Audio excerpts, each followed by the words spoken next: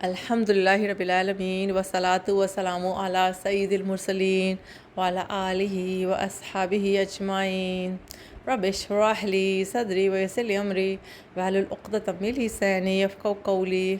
السلام علیکم ورحمۃ اللہ وبرکاتہ۔ کیا کافر گمان کرتے ہیں کہ وہ بنا لیں گے میرے بندوں کو مجھے چھوڑ کر اولیاء، اور وہ بچ بھی جائیں گے؟ اللہ اپنے بندوں کو کہتے عبادی، انبیاء رسولوں کو کیا ہم اولیاء بنا سکتے ہیں؟ کیا ہم بنا لیتے ہیں؟ کیا ہم سمجھتے ہیں کہ یہ اولیاء اللہ سبحانہ تعالیٰ سے قرب کا ذریعہ بنیں گے؟ یہ بدعت تو ہے ہی، یہ شرک بھی ہے۔ اللہ سبحانہ تعالیٰ فرماتے ہیں کہ اللہ کو چھوڑ کر کسی کو بھی اولیاء نہیں بنانا، چاہے وہ عیسیٰ علیہ السلام ہو، چاہے وہ رسول اللہ صلی اللہ علیہ وسلم ہو، یا کوئی بھی چیز ہو، یا کوئی انسان ہو۔ ایسے کافروں کے لیے جہنم تیار کر کے رکھی ہے اللہ نے۔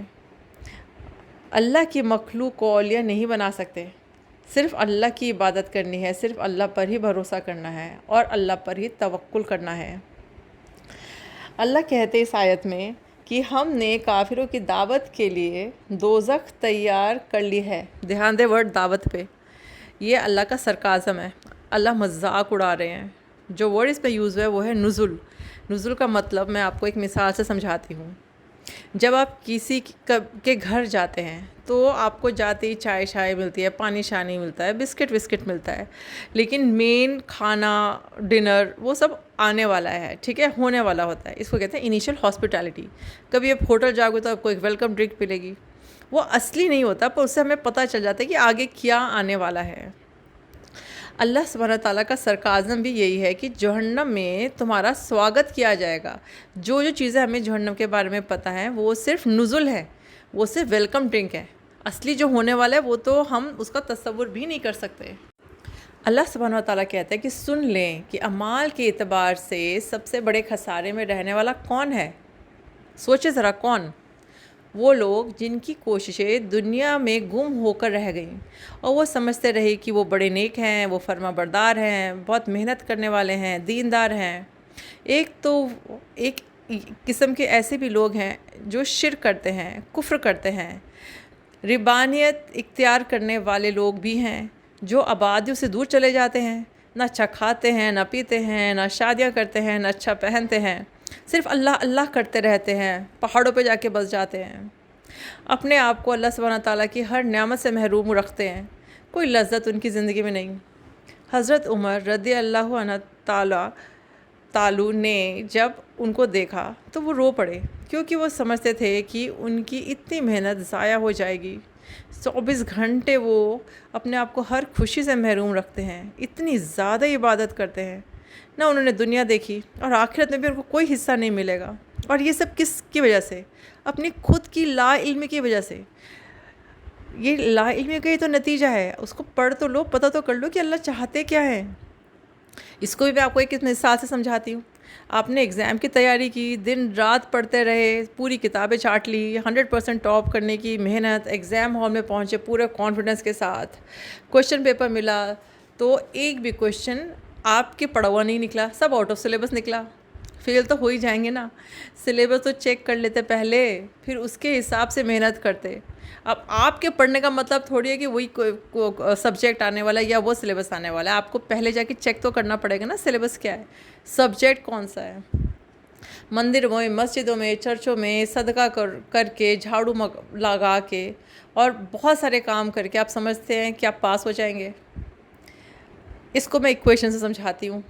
بہت نیکی کے کام کر لیے اللہ کے راستے میں، مائنس اخلاص مائنس رسول اللہ صلی اللہ علیہ وسلم کے اتباع از ایکول ٹو ٹوٹل خسارہ۔ دوسری ایکویشن، بہت سارے اللہ کے راستے میں نیکی کے کام کر لیے، دیندار ہو گئے، پلس ریاکاری، پلس بدعتیں، رسمیں، پلس سنتوں سے ہٹ کر کام کرنا، تو ان سب کو اللہ کر دیں گے ملٹیپلائی بائی 0۔ ایسے اعمال اللہ پورے ضائع کر دیں گے، کیونکہ وہ multiply by 0 is equal to 0۔ حدیث سے ہمیں پتہ چلتا ہے کہ سب سے پہلے عالم، شہید اور سخی لوگ ہی جہنم میں پھینکے جائیں گے۔ کیا یہ حدیث ہمارے رونگٹے کھڑے نہیں کر دیتی؟ اس لیے تو فرمایا کلو بدعت دلالہ کلو دلالت فی النار۔ کسی کو بدعت سے روکنے کی کوشش کی ہے کبھی؟ آپ نے سنا ہے اس کا آنسر کیا ہوتا ہے؟ میں نے بہت کوشش کی ہے. آنسر ہوتا ہے اس میں حرض کیا ہے؟ میلاد کے گانے تو گا رہے ہیں، غلط کام تھوڑی کر رہے ہیں. حرض کیا ہے؟ 40واں کرتے ہیں، 7واں کرتے ہیں، 10واں کرتے ہیں، پتہ نہیں کیا کیا کرتے ہیں. حرض کیا ہے؟